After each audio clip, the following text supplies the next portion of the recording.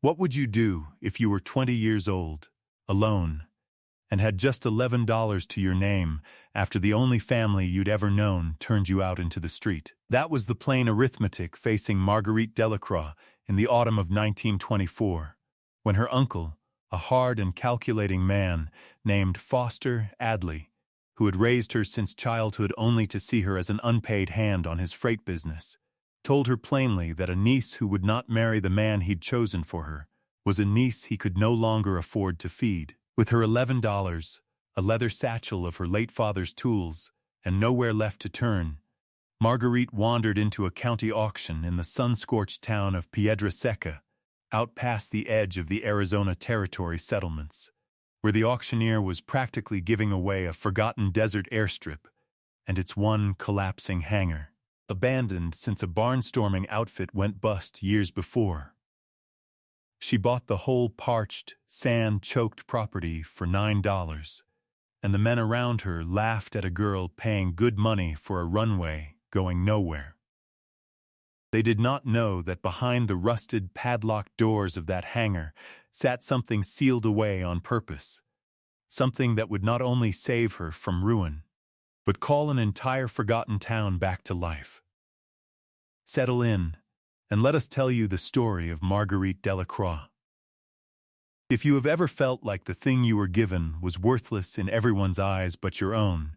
we would love to hear about it in the comments below. And if these stories of quiet resilience speak to you, we would be so grateful if you'd follow or subscribe to our channel, so you never miss the next one we tell. Marguerite had been born in New Orleans to a father who built engines for a living, and a mother who died bringing her into the world. And so her earliest memories were not of a mother's voice, but of the low, patient hum of her father's workshop, where Antoine Delacroix repaired steam pumps, and, later, in the last years of his life, the strange new gasoline engines that were beginning to power the first flying machines drifting across the American sky. Antoine was not a wealthy man, but he was a craftsman in the truest sense, the kind of man who believed that any engine, no matter how broken, could be coaxed back to life if a person had the patience to listen to what it was trying to tell them. He kept Marguerite close in that workshop from the time she could walk, not because he had no one else to leave her with, but because he wanted her to learn the thing he considered more valuable than any inheritance he could otherwise give her: the discipline of understanding machines from the inside, of never assuming a thing was ruined simply because it looked ruined on the surface. By the time she was 12, Marguerite could name every part of a combustion engine blindfolded, could diagnose a faulty magneto by the particular cough of a misfiring cylinder, and had spent countless afternoons at the edge of a nearby cow pasture that local aviators used as an informal airfield, watching the barnstormers and mail pilots tinker with their machines, absorbing everything she saw with the quiet, hungry attention of a child who understood,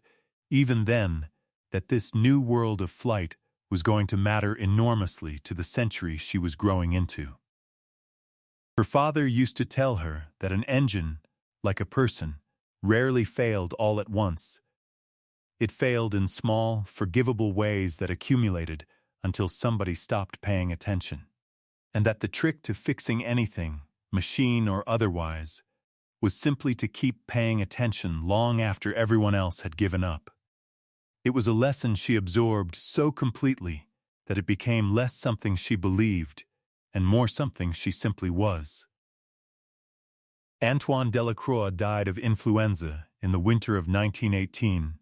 when Marguerite was 14, one of the many quiet casualties of that terrible season. And with no mother and no other kin in Louisiana willing to take in a girl who talked more comfortably about carburetors than needlework, she was sent west by train to live with her father's half-brother, Foster Adley, who ran a freight and hauling concern out of Pedra Seca, and who had, in the correspondence that arranged her arrival, promised his late brother's memory that he would raise the girl properly. Whatever properly meant to Foster Adley, it did not include patience,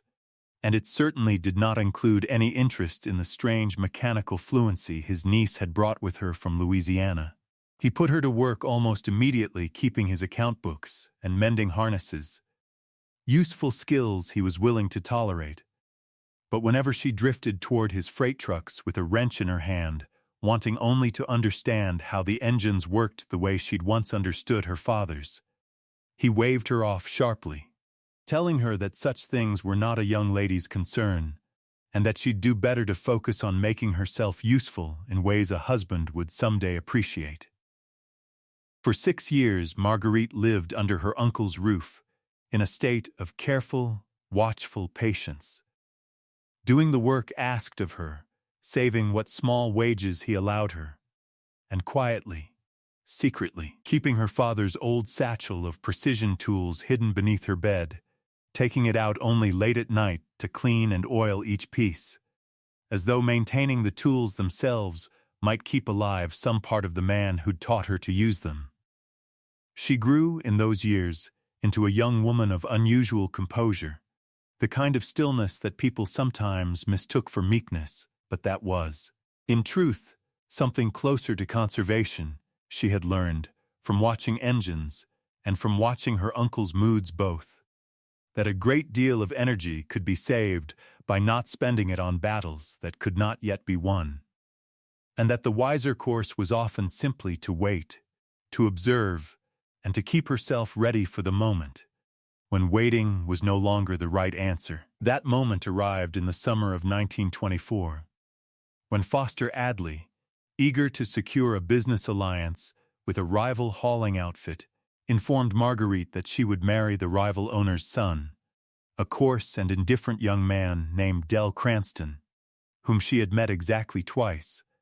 and liked considerably less than either occasion warranted. When she refused, gently but without any wavering, her uncle's patience, which had never been generous to begin with, ran out entirely. He told her that a niece who would not make herself useful to the family in the one way that mattered was a niece he had no further obligation toward, and within the week he had put her belongings, minus anything he considered his own property, on the porch,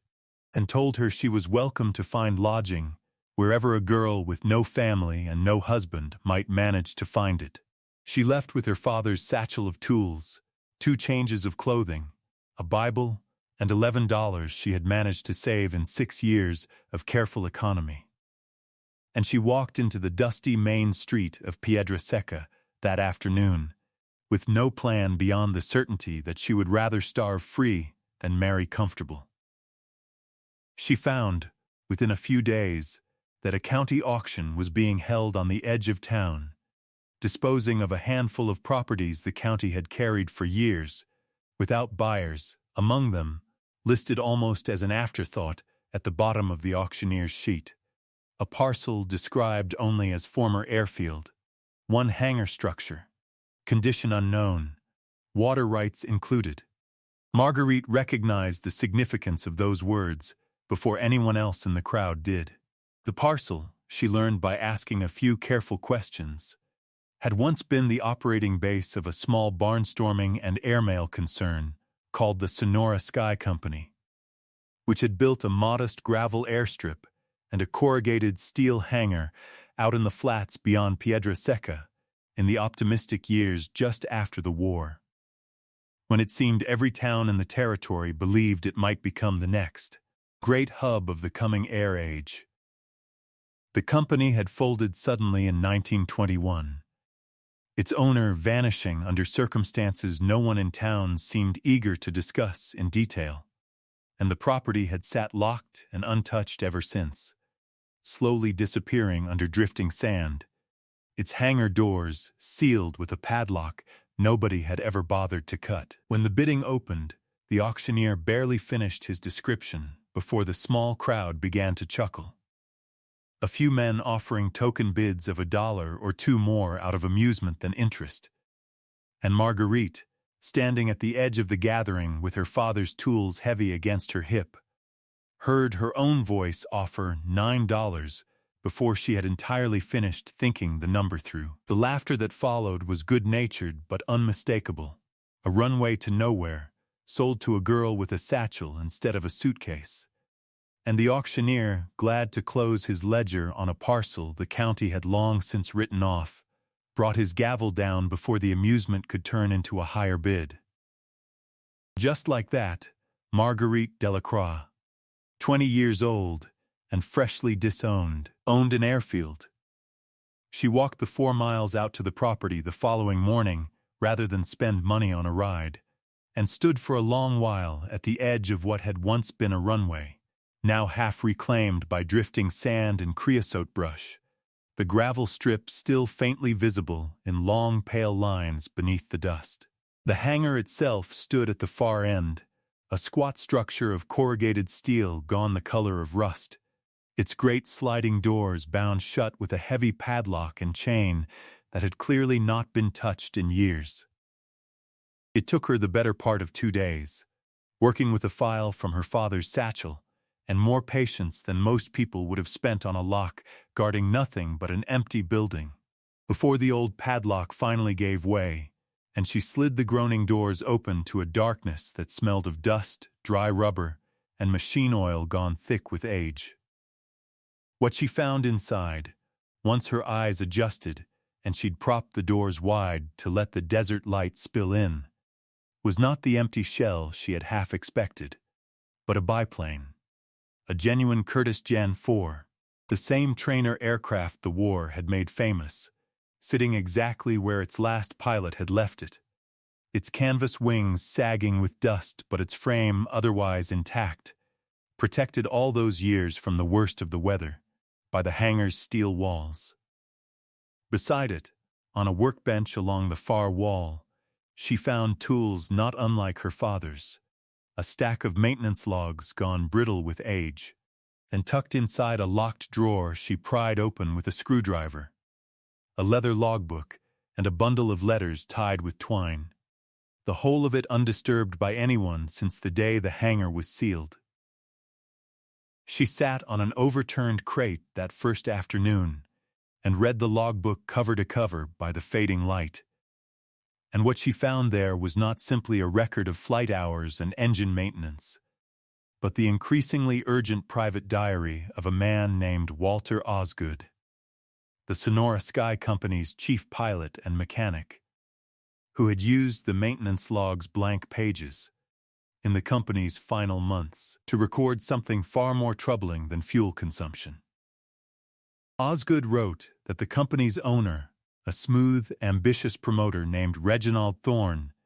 had been selling shares in the airmail venture to nearly every family of means in Pedra Seca and the surrounding valley,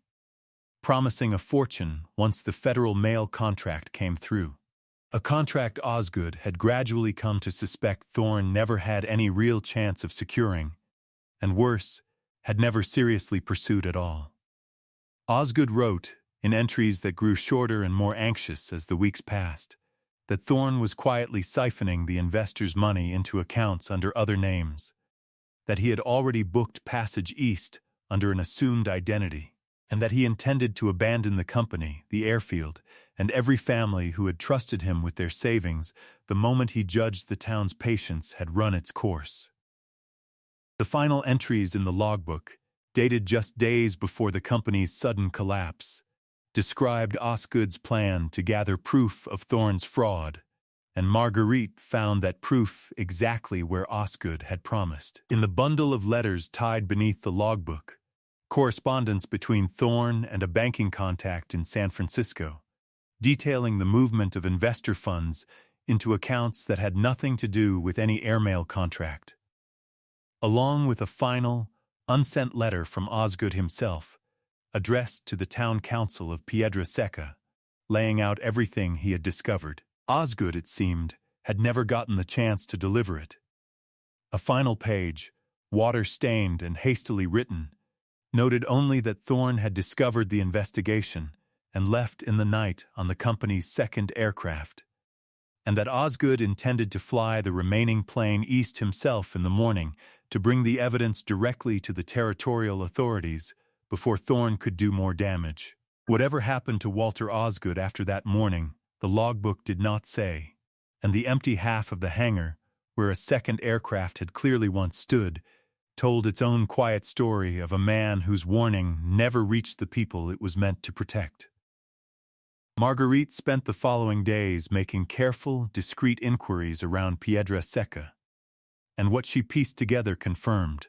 in painful detail, exactly what Osgood had feared.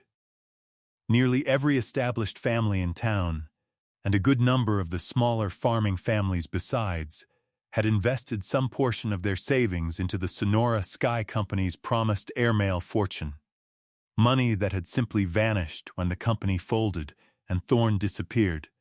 Money the town had spent 3 years quietly grieving as a foolish, embarrassing loss nobody much wanted to discuss. Walter Osgood himself, she learned from an old station agent who remembered the affair well, had never been heard from again after the morning he was said to have flown east, and most in town assumed, with the particular resignation of people who had already lost enough, that he had simply run off with whatever remained of the company's money alongside Thorne, a second thief compounding the first. It was, Marguerite realized, a false story that had calcified into accepted fact for want of anyone willing to dig deeper. And she understood, holding Osgood's final unsent letter in her hands, that she was likely the only person left who could set that story right. She did not act immediately, in part because she had no standing in a town that had known her only as Foster Adley's difficult niece, and in part because her father's old instinct for patience told her that evidence alone would not be enough against a story people had already made peace with. She spent the following weeks doing what she knew how to do, restoring the old JN4 biplane piece by careful piece, cleaning the engine, patching the canvas wings with fabric and dope she purchased, with what remained of her $11, and the occasional odd mechanical job she picked up repairing farm equipment around the valley. Work that slowly began to earn her a small, grudging reputation as a girl who could fix an engine better than most men in 3 counties. It was during this stretch of quiet, deliberate labor that word of her project reached her uncle, Foster Adley, who arrived at the airfield one afternoon not out of concern for her welfare, but because he had heard rumors of an intact aircraft sitting in the old Sonora Sky hangar, and he saw, with the same instinct that had made him a moderately successful hauler, an opportunity. He offered to buy the airfield and the plane from her outright, framing it, as men like him always seemed to, as a generous rescue of a foolish girl in over her head. And when she declined, his manner shifted quickly into something closer to the coldness she remembered from the day he'd put her belongings on the porch. He reminded her that she had no standing in this town, no family name to protect her, and that a girl alone claiming to have uncovered some grand secret about a respected local scandal would find few people willing to take her seriously over the accepted version of events. It was, she understood, not so different from Thorne's old game, a man confident that a young woman's word would simply be outweighed by the comfort of an established story. And she felt, standing her ground against her uncle in the hangar doorway, the same quiet resolve her father had once shown her how to hold on to. The certainty that patience and proof, given time, could outlast even the most confident dismissal. She did not fight her uncle with anger. She fought him with method. She wrote first to the postal authorities in the territorial capital, whose records, she reasoned, would confirm whether the Sonora Sky Company had ever actually held or even seriously pursued the federal mail contract it claimed to be waiting on, and received back, after some weeks, a formal reply confirming that no such contract had ever been filed on the company's behalf. Only an initial and long-abandoned inquiry. She wrote next to the San Francisco bank named in Thorne's letters, and though the institution would share little directly with a stranger, a sympathetic junior clerk, moved by her careful and specific questions, confirmed off the record that an account under one of the names in Thorne's correspondence had indeed been active in the relevant years before closing abruptly. She gathered these replies alongside Osgood's logbook and letters into a single careful record, and she brought the whole of it, not to her uncle, and not to the town gossip that had condemned Osgood's memory for 3 years, but directly to the one man in Pedra Seca, whose good name and cautious credibility she judged might actually move the town to listen. The elderly judge, Horace Milner, who had presided over the county for 2 decades, and whose family, she had learned, had lost a modest sum to Thorne's scheme themselves. The judge read through Osgood's papers in near silence, and when he finally looked up, Marguerite saw in his face the particular weariness of a man realizing an old, comfortable injustice was about to be very inconvenient to correct. But he did not shy from it. Within a fortnight, he had called a public gathering at the county courthouse, ostensibly to review old business, and had Marguerite lay out, in the same plain and methodical way she diagnosed a faulty engine, the full record of what had actually happened to the Sonora Sky Company's money and to the reputation of the man who had died, or disappeared, trying to expose it. The room was not immediately kind to her. Several of the town's older families, embarrassed at having believed the wrong story for 3 years, pressed her hard with skeptical questions, and it was Foster Adley himself, present in the gathering, who rose to suggest loudly that his niece was simply chasing an old scandal for attention she could not otherwise earn. But Marguerite had come prepared for exactly this, and she answered every question with documentation rather than emotion, with dates and account numbers rather than accusation, until even the room's skepticism began to bend under the sheer patient weight of what she had assembled. It was, in the end, Judge Milner's own quiet authority that tipped the room fully. His confirmation that his family's own lost investment matched precisely the pattern Marguerite had laid out, and his declaration that the county would formally reopen the matter and correct the public record regarding Walter Osgood, whose name, he said plainly, deserved to be remembered as a man who died, likely somewhere over the eastern desert in a doomed attempt to warn his neighbors, rather than as the thief the town had lazily assumed him to be. Reginald Thorne himself was by then long past any reach of territorial justice, having vanished entirely into whatever life his stolen fortune had purchased him elsewhere, and Marguerite understood, without any bitterness, that some wrongs simply outrun the hand of formal punishment. But there was a quieter justice available even so, and she pursued it with the same patient determination she brought to everything else, working with Judge Milner to establish a modest restitution fund, seated by what little of Thorne's traceable assets the bank clerk's information ultimately helped recover, and by donations from families in town who, once the truth was clear, felt the shame of having doubted Osgood keenly enough to want to make some amends of their own. With the airfield restored to a working strip and the JN-4 fully repaired under her own capable hands, Marguerite did not sell the property, though she could have, and did not use her small fame in town for any personal advantage beyond what her work had earned honestly. Instead, she opened the old Sonora Sky Hangar as a genuine repair operation, offering her services to the farmers and haulers of the valley, including, in time, her own uncle, who came to her not with an apology exactly, but with a grudging respect that was, for a man like Foster Adley, close enough to one. She used the restitution fund, at Judge Milner's suggestion and her own quiet insistence, to help repair the county schoolhouse roof and to establish a small emergency relief account for families in the valley who found themselves, as she once had, with nothing but their own hands and whatever patience they could summon. And on quiet mornings, when the desert light came up gold and long across the old gravel strip, she would sometimes take the restored biplane up for a short, careful flight, less for the thrill of it than for the simple private satisfaction of proving, once more,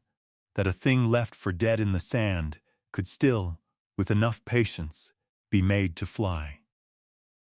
What would you do, we asked you at the beginning of this story, if you were 20 years old and had been cast out with almost nothing at all?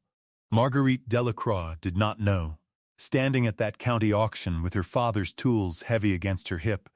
that the runway everyone else was laughing at held not just a rusted aircraft, but the last testimony of a good man the whole town had wrongly forgotten. She only knew what her father had taught her, without ever quite meaning it as a lesson. That an engine, like a person, like a town,